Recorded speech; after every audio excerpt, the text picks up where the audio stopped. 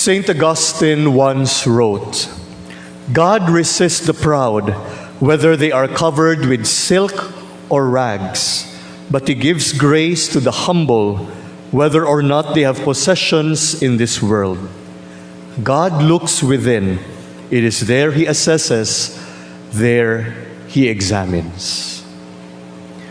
What God looks at, dear brothers and sisters, is not what we own or display, but the heart, whether it is proud and indifferent or humble and compassionate.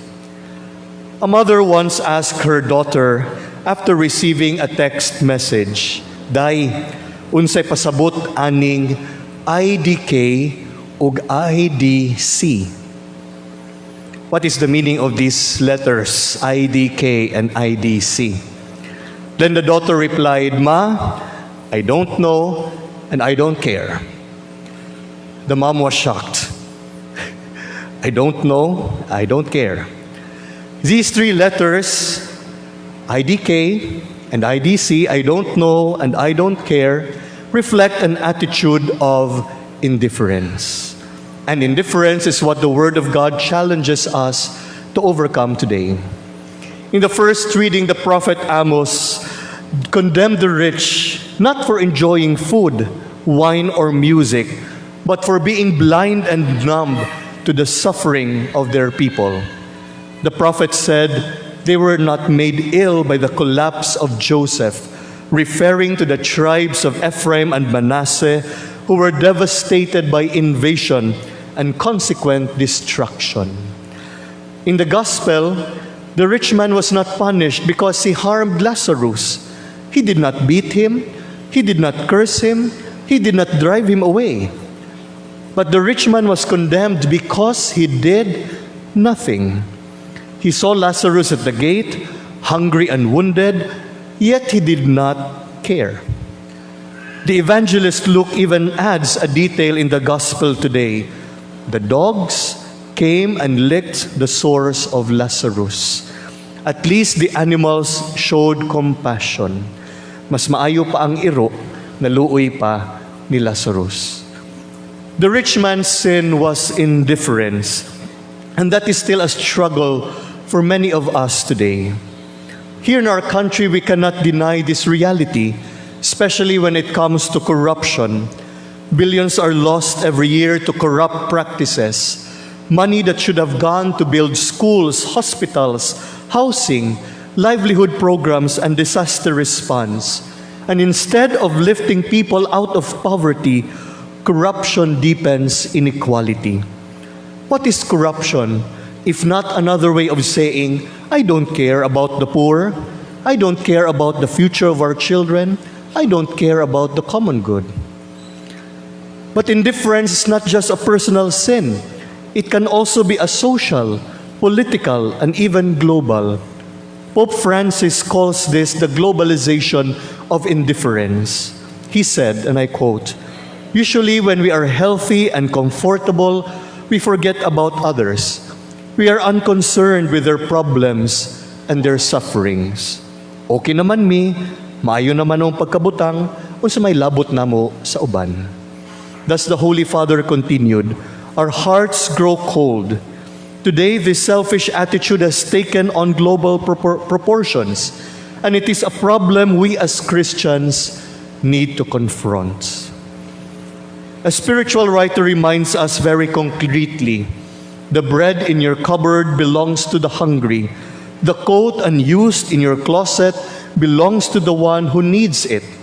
The shoes rotting in your closet belongs to the one who has no shoes.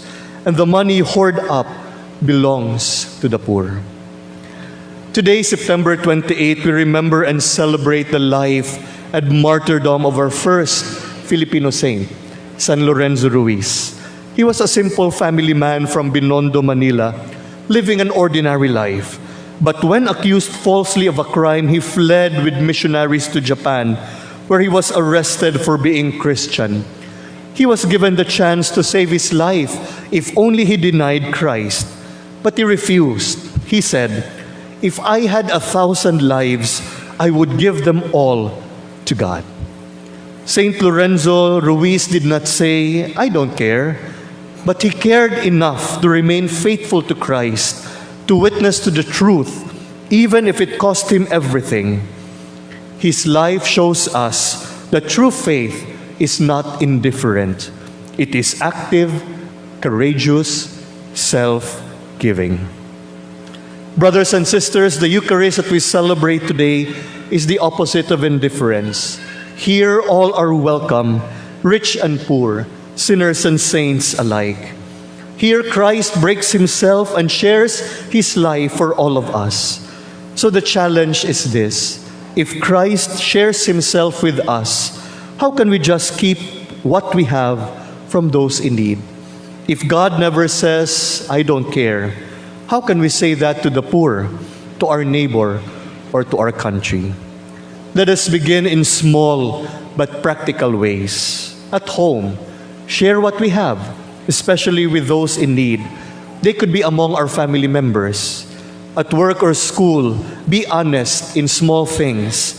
Reject cheating, dishonesty, or under-the-table favors. In society, refuse to participate in corruption. Do not give or receive bribes. Do not profit at the expense of others. When we choose honesty, compassion, and solidarity, we declare, "I know and I care. I see and I act." In this Holy Mass, we ask the Lord to bless us and keep us in His love. We also ask forgiveness for the times that we have been indifferent, especially to the needs of our brothers and sisters. May we too recognize and acknowledge the blessings of the Lord and be able to share whatever we have and can to those in need. We are persons who know and who care, who see and act. As St. Augustine reminds us, God resists the proud, whether they are covered with silk or rags, but He gives grace to the humble, whether or not they have possessions in this world. God looks within. It is there He assesses, there He examines.